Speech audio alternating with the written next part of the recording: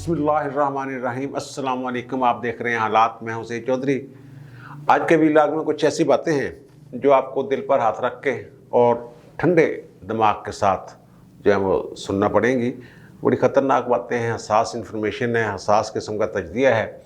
पाकिस्तान का इस्लामी तशख़्ख़ुस ख़त्म किया जा रहा है। बहुत सारे मजहबी मामलात को छेड़ने की कोशिश की जा रही है। सदारती निज़ाम की आड़ में कौन यहाँ जो है सेकुलर पाकिस्तान बनाना चाहता है, इस पर बात होगी। और फिर क्या इमरान खान साहब जो हैं वो फ़ौज में वोट डलवाना चाहते हैं, इस तरह की बातें भी कुछ मार्केट में हैं। उन्होंने अपनी किचन कैबिनेट में कुछ बातें की हैं। और फिर नून लीग और पीपल्स पार्टी वगैरह क्या मुत्तफ़िक़ हो जाएंगी तहरीक एतमाद वाले मामले पे। यहीं से चलो शुरू कर लेते हैं कि पहले पीपल्स पार्टी का बड़ा ज़ोर था जब पीडीएम में थे कि जनाब पहले तहरीक एतमाद लाएँ। फिर सेनेट के इलेक्शनों में इनकी लड़ाई शड़ाई आपस में हो गई कि अपोजिशन लीडर कौन होगा सेनेट में, वहाँ झगड़ा हो गया। पहले तो इन्होंने यूसुफ रज़ा गिलानी को जो इस्लामाबाद से सेनेटर मुंतखब करवा लिया, लेकिन बाद में फिर झगड़े शुरू हो गए, फिर अलहदगियाँ, फिर वो उधर ये बातें होना शुरू हो गई कि जनाब ये किसी के इशारे पे पीपल्स पार्टी ने ख़ुद को अलग कर लिया है। और नून लीग वालों पर इल्ज़ाम लगा कि इन्होंने जनाब जिद्दा दलिस्तान को बेइज्जत करके बाहर निकालना, मौलाना साहब की गेम, इस तरह की बातें जाती होती रही। अब पीपल्स पार्टी वालों की तरफ से तो सिर्फ खर्शीद शाह साहब जो हैं उन्होंने एक दो दफ़ा जिक्र किया है तहरीक एतमाद का, हुकूमत को गिराने का, आइनी रास्ता इख्तियार करने का और ये वो। अब नून लीग की तरफ से ये बातें होना शुरू हो गई हैं। राना सनाउल्लाह साहब भी कह चुके हैं, शाहिद खान अब्बासी भी कह चुके हैं, नवाज शरीफ के हवाले से भी ये मुझे बताया गया, जो शायद मैंने किसी भी व्लॉग में जिक्र भी किया था। उनका जनाब अगर आइनी रास्ता इख्तियार किया जाता है और फिर हमारी जो ख्वाहिश है वो तो सिर्फ इतनी है कि जल्दी इलेक्शन और फेयर इलेक्शन, और तुम्हारी डिमांड ही कोई नहीं। अगर आइन के इन हाउस तब्दीली आइन के अंदर रहते हुए अगर कर ली जाए तो हमें क्या एतराज़, इस तरह की बातें। आज शहबाज शरीफ साहब ने भी ये कहा है कि परसों पीडीएम का इजलास है, वो तहरीक एतमाद की ऑप्शन जो है वो खुली रहेगी। वो ख्याल ये है कि पीपल्स पार्टी अब इस मरतबा थोड़ी सी कन्नी की तरह के दाएँ बाएँ होना चाह रही है एतमाद वाले मामले पे। अब ये सोच रहे हैं कि जनाब एतमाद लाया जाए। अब ये पता नहीं किसको चक्कर दे रहे हैं, आवाम को चक्कर दे रहे हैं या आपस में चक्कर खा रहे हैं, ये जो भी मसला है। वो कुछ लोग कहते हैं जनाब वो जाके बी टीम बनने के लिए तैयार है, कुछ कहते हैं ये बी टीम बनने के लिए तैयार हैं, ये CV लेके फिर रहे हैं, वो कर रहे हैं, वो CV लेके फिर रहे हैं। आज प्रेस कॉन्फ्रेंस में शहबाज शरीफ से पूछा साफियों ने कि रावलपिंडी में आपकी क्या मसरूफियात हैं जी, पिछले दिनों वहाँ आपकी को खबरें चल रही थी कि जनाब आप वहाँ कोई मुलाकातें शुलाकातें। उन्होंने कहा नहीं, मैं तो उस पिंडी में था ही नहीं, मैं तो इस्लामाबाद में था। वैसे इस्लामाबाद में आप आ रहा है, चलो। वो कहते हैं मैं तो इस्लामाबाद में था, पिंडी शिंडी नहीं था, कोई ऐसी मेरी मसरूफियात नहीं थी। पिंडी भी अपना शहर है, अगर जाना पड़ा। वो समझ गए बात क्या है कि पिंडी से मुराद GH की मिलिट्री इस्टेब्लिशमेंट वगैरह वगैरह। तो वहाँ अगर जाना पड़ा तो कोई मसला नहीं, वो है अगर जाऊँगा तो बता कर जाऊँगा, ये नहीं कहा कि जाना कोई मसला नहीं। वो कह रहे रावलपिंडी भी अपना शहर है, जाऊँगा तो बता दूँगा। अब मुझे ये लग रहा है कि ये क्योंकि अवाम का प्रेशर बहुत बढ़ रहा है, ख़ास तौर पर नून लीग जो है, इनकी जो क़यादत है, वहाँ तक जो पैगामात पहुँच रहे हैं वो ये है कि भाई जी सारा मलबा थोड़े से पै रहा है जी, कि इमरान खान की हुकूमत की जो आप कह लें खामियाँ हैं, जो हम तक असरात पहुँच रहे हैं, महंगाई वगैरह और ये बेरोज़गारी, A to Z, और IMF के साथ माहदा, पाकिस्तान बेच दिया वगैरह वगैरह, इस तरह की चीज़ें सारी है ना, उनके खुद गवर्नर ने कहा है। तो वो सारी चीज़ें वो कह रहे हैं जनाब आपके खाते में पड़ रही है कि आप इसको उतारने के लिए जल्दी क्यों नहीं कर रहे हैं। ये एक नून लीग पे जो प्रेशर है उसको ख़त्म करने का या कम करने का या आवाम को मुतमईन करने का एक तरीका है कि जनाब पीपल्स पार्टी के साथ गठजोड़ किया जाए। और इन उस तब्दीली के लिए ये अब ज़्यादा ख्वाहिश जो है, जो मुझे महसूस हो रहा है, वो नून लीग की है। पीपल्स पार्टी ने तो मौजां सिंध लगी हैं, अपनी मौज कर रहे हैं, हुकूमत कर रहे हैं। और KP में भी वो इस दफ़ा लग रहा है कि वो थोड़ा सा बेहतर परफॉर्म करेंगे। पंजाब में उनकी सूरत हाल सरदस्त वही है, जनूबी पंजाब में शायद कुछ हो जाए।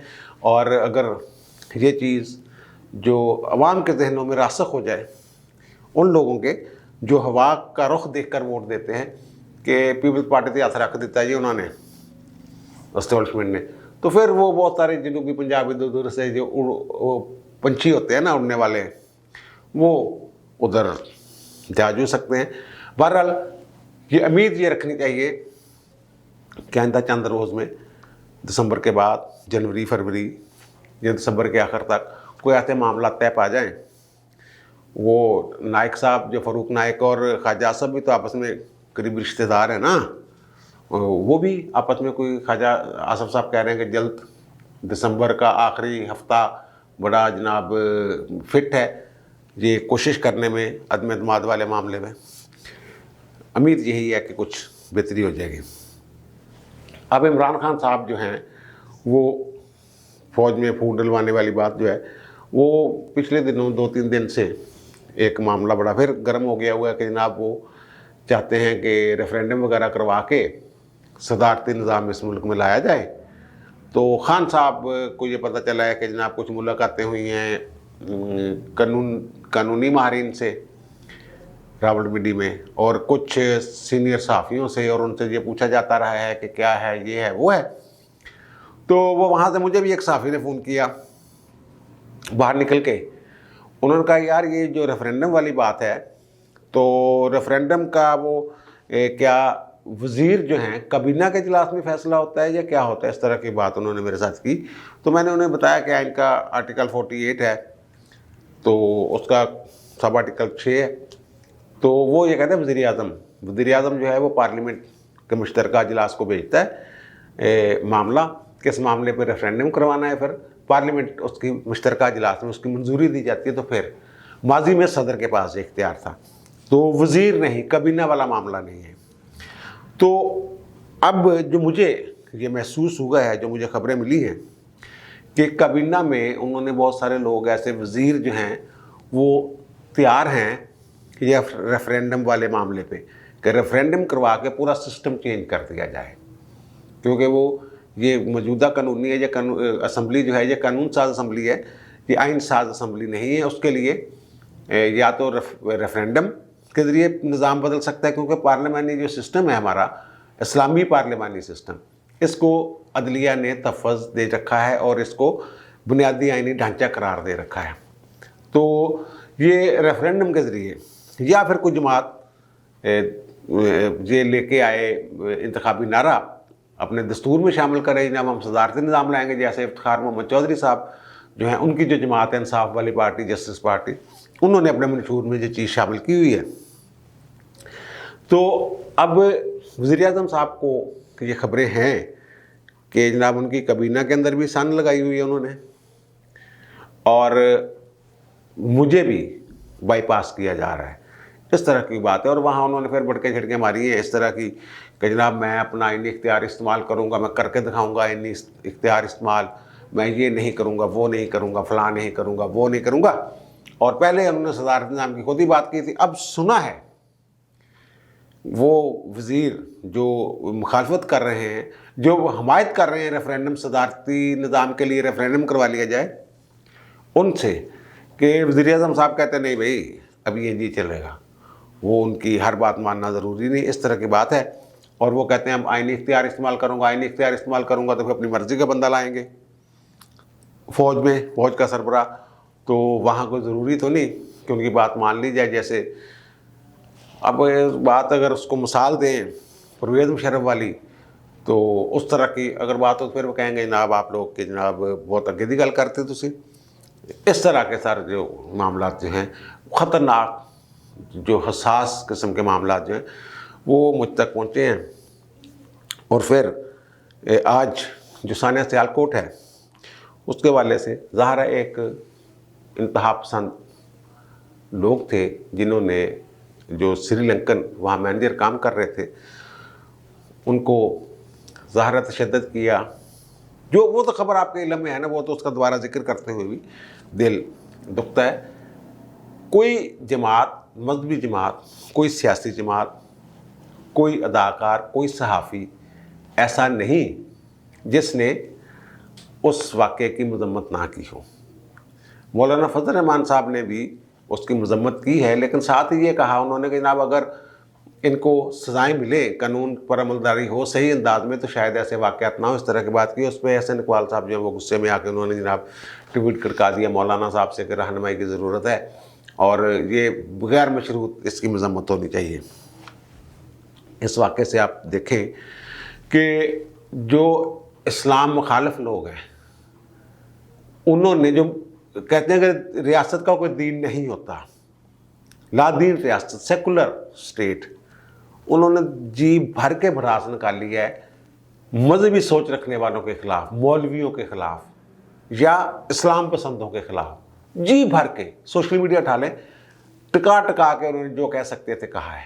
اور اس کے جواب میں جو مذہب پسند ہیں وہ بات نہیں کر پا رہے یا کرنی بھی نہیں چاہیے ان کو۔ تو یہ بھی ایک اس کو آپ سمجھیں، اس پلاننگ میں اس جو سیکولر سٹیٹ کی طرف لے جانا چاہ رہے ہیں معاملے کو، اس طرح کے واقعات اگر ہوتے ہیں ان کو اس سے بڑا فائدہ ہوتا ہے۔ آپ دیکھیں آپ کے جو فواد چودھری صاحب ہیں، یہ کابینہ میں، وزیر اعظم کی کابینہ میں ان لوگوں میں سے ہیں، یہ میں بتا رہا ہوں آپ کو، چلو، جو صدارتی ریفرینڈم والے گروپ میں ہیں کہ صدارتی ریفرینڈم ہو جائے، کہ کابینہ وہ کہہ رہے ہیں کہ عمران خان نہیں مان رہا ریفرینڈم کے لیے کہ صدارتی نظام لایا جائے، پورا سسٹم چینج کر دیا جائے، تو پھر کابینہ کے اندر کوئی وزیر مسئلہ اٹھائے اور کابینہ منظوری دے دے تو ہو جائے۔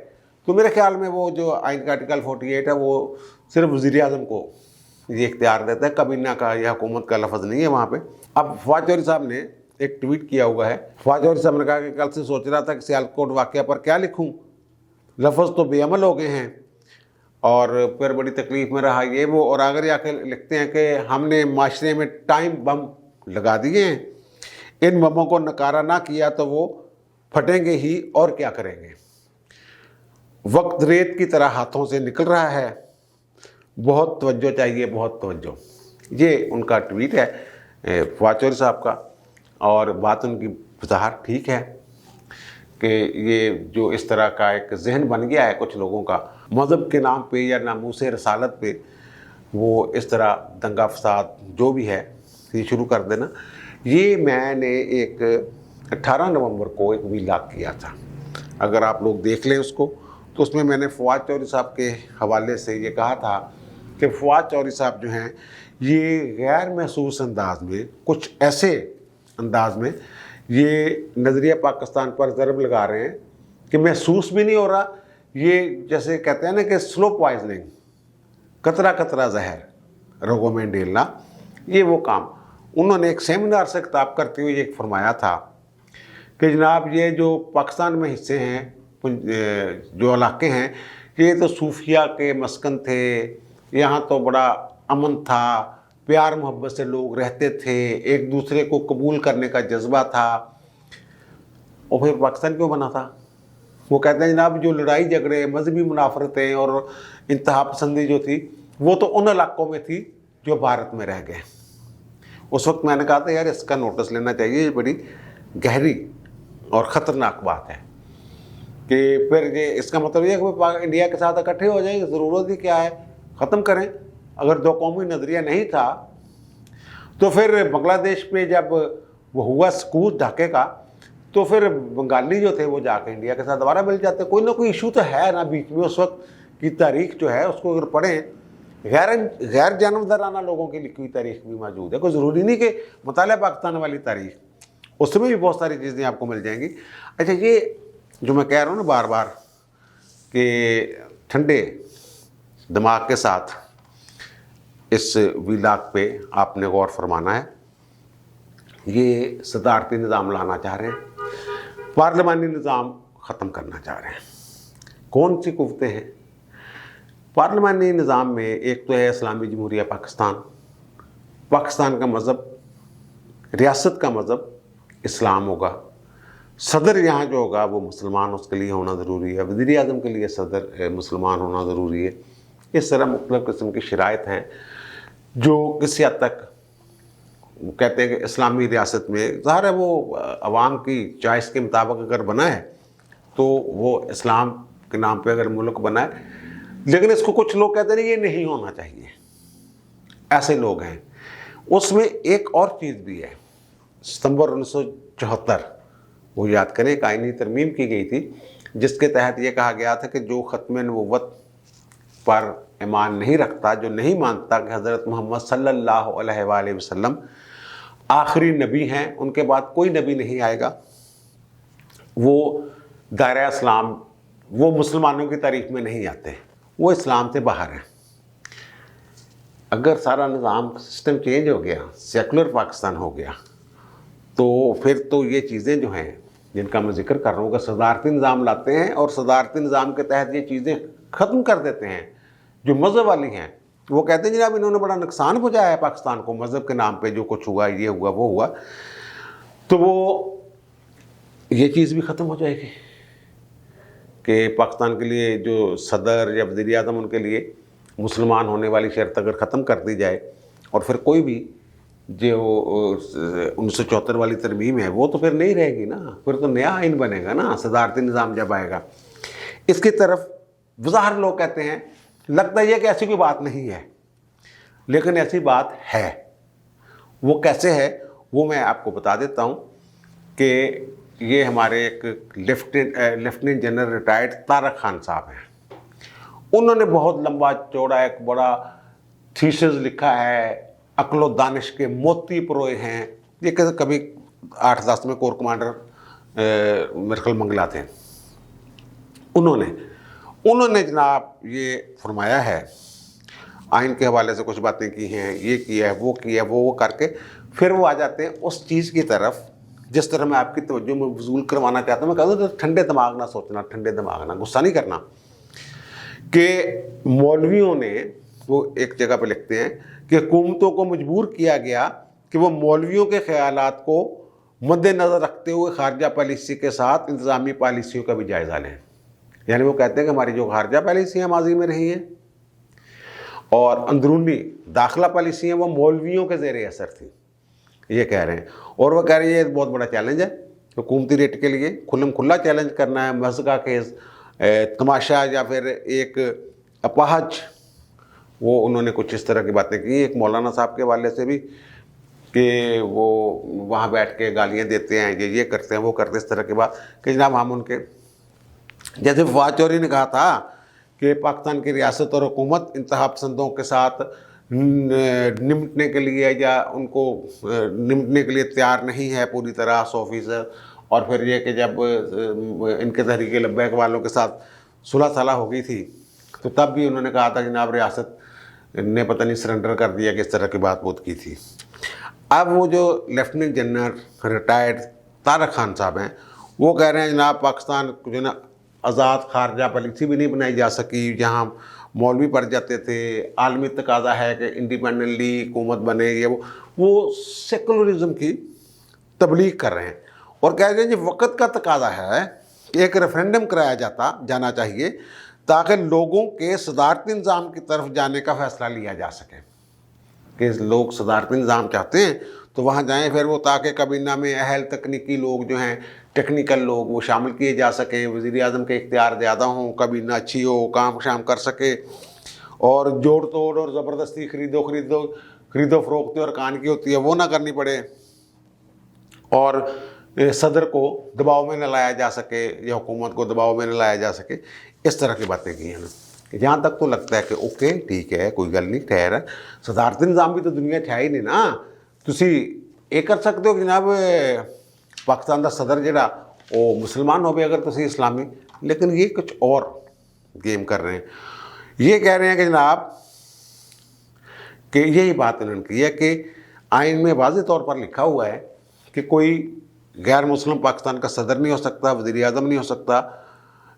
یہ تو وہ کہتے ہیں کہ کچھ لوگوں کو کے ساتھ یہ غیر مساوی سلوک ہے، امتیازی سلوک ہے، مطلب یہ اقلیتوں کے ساتھ، ان لوگوں کے ساتھ جو صدر بن سکتے ہیں لیکن کیوں اس شک کی وجہ سے نہیں بن سکتے۔ اب وہ جو خطرناک بات جو وہ کر رہے ہیں وہ میں آپ کے گوش گزار کرتا ہوں۔ لوگوں کو سمجھ ہی نہیں، عام بچوں کو، نئے بچوں کو، کہ جسٹس منیر کمیشن رپورٹ ہے کیا۔ وہ لکھتے ہیں جناب اپنے آرٹیکل میں، یہ 2 دسمبر माफ़ी चाहता हूँ, 1 दिसंबर का आप एक रिपोर्टर डेली के नाम का कोई वेबसाइट है, वहाँ इनका वो तफसील के साथ जनाब लगा हुआ, और बड़ी तारीफ़ व तसीफ लोगों ने किया जनाब, क्या इंटेलेक्चुअल और क्या फलां और क्या गेम समझे। गेम ये है, वो कह रहे हैं कि जनाब पाकिस्तान में 2 कौमियतें बन गई हैं, वही वाली बात। और कायदे आज़म ने अपनी पहली असम्बली की तकरीर में कुछ कहा था, वही कि जनाब सब आज़ाद हैं और सब अपनी मर्जी सब बराबर हैं। अच्छा, फिर वो कहते हैं कि जनाब जस्टिस मुनीर रिपोर्ट ये कहती है कि वो इन्वर्टेड कोमास में लिख रहे हैं, जैसा कि कमीशन ने नोट किया, कोई भी 2 मजहबी फ़िरके एक मुसलमान की तारीख पर मुत्फिक नहीं है या नहीं हो सकते। अगर कमीशन के मेंबरान ने अपनी कोई तारीफ मुसल्लत करने की कोशिश की तो उलमा कराम मुतफ़िका तौर पर इन्हें दायरा इस्लाम से खारिज करार दे देंगे। किसी एक आलम की तारीफ को अपनाना बाकी सब की नज़र में काफर बन जाना है। ये कमीशन रिपोर्ट थी क्या? असल मसला क्या हुआ था? झगड़ा क्या हुआ था? ये बात है 1953 की। हरारियों के साथ कोई मामला हुए, वो जो कादियानी जमात हैं उनका कोई झगड़े हो गए जनाब, मामला बहुत बढ़ गया, लड़ाई झगड़े कत्लो गारत करी, फ़ौज बुलाना पड़ गई। 1953 की बात है। तो वो झगड़े क्यों हुए, कैसे हुए, स्टूडेंट्स का मामला था, रबवा से शुरू हुआ था या कहाँ से शुरू हुआ, इस तरह के बात जचन्योट से वो इस तरह की बातें शातें जो हैं वो उसमें थी।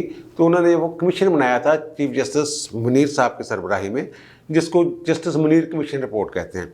उन्होंने नूरानी साहब, शाह नूरानी साहब, मियाँ तफ़ैल महमद और फिर मुफ्ती महमूद, मुख्तलिफ लोगों के इंटरव्यू किए, उनके बयानात लिए, और इसी तनादर में, इस तहरीक के तनादर में मौलाना अब्दुल सत्तार नियाज़ी और मौलाना अबूला मदूदी को सज़ाए मौत हो गई थी, मौत की कोठरी में पड़े हुए थे वो। तो वो ये कह रहे हैं कि ये जो है ना आलम, ये किसी एक तारीख में मुतफिक ही नहीं है, जस्टिस मुनीर की रिपोर्ट जो है। और अगर एक आलम की बात मान लें तो बाकी सारे काफर हैं, इस तरह की बात उन्होंने कहा था कि चलो दौड़ो, ये काफर करने लगा इस तरह से। इस रिपोर्ट को तारक खान साहब ने अपने आर्टिकल का हिस्सा बनाया है। ये बात नोट करें कि इस बात को वो कहते हैं, यानी ये 1953 में वापस लेके जा रहे हैं हमें। यहाँ से सारा मसला मशकूक होता है जस्टिस मुनीर कमीशन रिपोर्ट से, कि ये सिर्फ सदारती निज़ाम नहीं चाहते हैं, ये सेकुलर सदारती निज़ाम चाहते हैं। ये पाकिस्तान की जो मज़हब के हवाले से शनाख्त है या जो मजहबी शिक्के हैं वो ख़त्म करना चाहते हैं।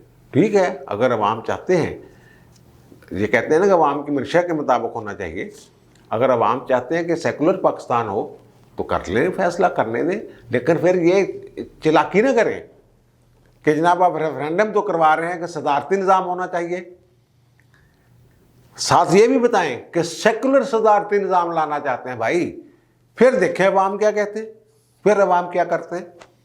ये सारा इशू है यार। इसको मुनाफरत को ख़त्म करने के हज़ार तरीके हैं। ये मेरा काम नहीं, एक सहाफ़ी का काम नहीं। अगर मैं हुकूमत में बैठा होता तो मैं ज़रूर तजवीज़ देता। ये आप लोगों का काम है, हुकूमत का काम है कि जनाब इस मसले को कैसे हल करना है। हमारा काम सिर्फ निशानदेही करना है कि ये गलती हो रही है भाई जी, ये पकड़ें। अब ये मैंने आपके गोशगुजार कर दिया है कि यहाँ क्या खिचड़ी पक रही है, क्या अंदर खाते देगें जड़ी हुई हैं और क्या उसमें चावल पड़े हुए हैं या क्या पड़ा हुआ, कोई हलाल है या हराम है। ये फैसला आने वाले वक्तों में, आने वाले दिनों में आपने ही करना है। अब मुझे दीजिए इजाज़त, इंशाल्लाह दोबारा मुलाकात होगी नए व्लॉग के साथ। अल्लाह हाफ़िज़।